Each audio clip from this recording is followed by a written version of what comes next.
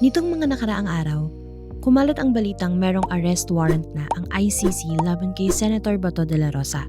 Ngunit nitong May 9, 2026, nilinaw ng ICC na wala pang formal na utos mula sa Hague.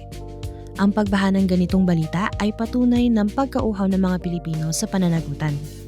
Isang pagnanais na makakita ng hustisya na madaling sakyan ng mga maling impormasyon. Pero ang paglilinaw na ito ay hindi dulo ng usapin. Bagamat wala pang inaasahang papel sa ngayon, ang investigasyon ay patuloy na humahakbang sa likod ng mga formal na pahayag. Ang bawat testimonya ay unti-unting bumubuo sa isang pader na mahirap ng iwasan.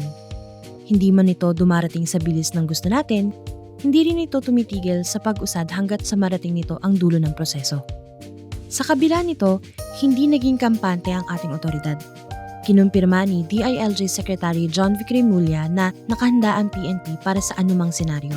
Higit pa rito, inutusan na ang CIDG na mag-issue ng subpoena para kay Senator Bato, isang patunay na kahit ang ating sariling mga institusyon ay nagsisimula na ring humanap ng mga kasagutan.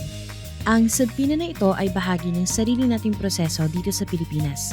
Ipinapakita nito na habang hinihintay ng marami ang galaw mula sa ibang bansa, ang gulong ng hustisya sa ating bakuran ay nagsisimula na ring umikot. Ang mga hakbang na ito ay nagpapatibay sa paniniwalang anuman ang mangyari sa labas, ang pananagutan ay obligasyon na hindi maaaring takasan. Ang pag-asam sa katarungan ay hindi dapat maging dahilan para tayo ay magpaloko sa mga kwentong gusto lang nating marinig. Tandaan natin, ang kawalan ng balita sa ngayon ay hindi nangangahulugang walang nangyayari. Ang bawat mahalagang dokumento ay may tamang oras ng paglabas kapag ang pundasyon ay sapat at matibay na. Ang katotohanan ay parang agos ng tubig. Maaring harangan ng pansamantala, pero sa huli ay makakahanap ito ng daan upang lumabas. Ang maayos na proseso ang tanging magbibigay ng resultang hindi matitibag ng anumang pagtanggi.